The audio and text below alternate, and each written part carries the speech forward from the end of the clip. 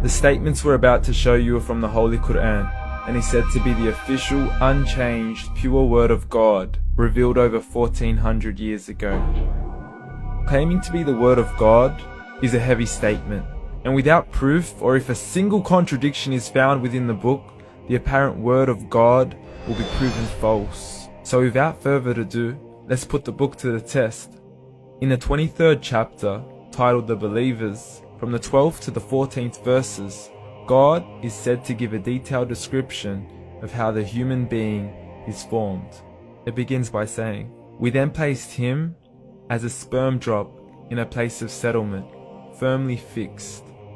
Then we made the drop into a alagha." We will translate this word very soon. "And then we changed the alagha into a lump. Then we made out of that lump into bones. And then we clothed the bones with flesh. Then we caused him to grow and come into being and attain the definitive human form." In the 21st century, we can now safely say that this verse is clearly describing the process of human development in correct chronological order. However, what we should be paying attention to in particular is the second stage, referring to the development of the embryo. The specific word used to describe the embryo in this verse is the word alagha. The word alagha, when translated into English, can mean three separate things. Firstly, a blood clot, or to be suspended, that is to be hanging or clinging to something, or thirdly and finally, a leech. Now, all three definitions don't come anywhere near what we perceive to be the human embryo. So, why are these words used, and what significance do they share with the human embryo? Can the embryo be described as a blood clot? Well, what do you think?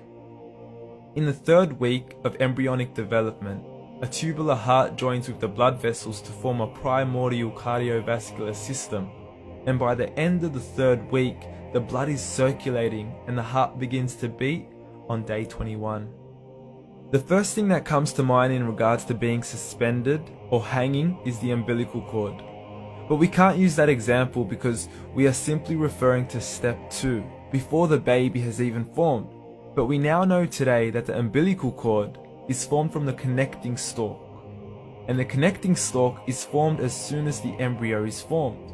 The embryo's connecting stalk has even been described by John Allen and Beverly Kramer as an object to suspend the developing embryo in the extra embryonic column. So an embryo is suspended and does have a strong resemblance with the blood clot. What on earth would an embryo have to do with a leech? Figure A shows the structure of an embryo at 25 days. Figure B shows a leech. Now please note once again that the embryo in this stage is no greater than the size of a kernel of wheat. This is an X-ray of the embryo at 22 days. This is the internal structure of a leech. It's mind-blowing stuff, but you still haven't seen anything yet. This is the head of the embryo at 22 days. The detail you are seeing right now is absolutely impossible to be seen with the human eye and can only be seen with a microscope. This is the back end of a leech. There's no other words used to describe this other than mind-blowing.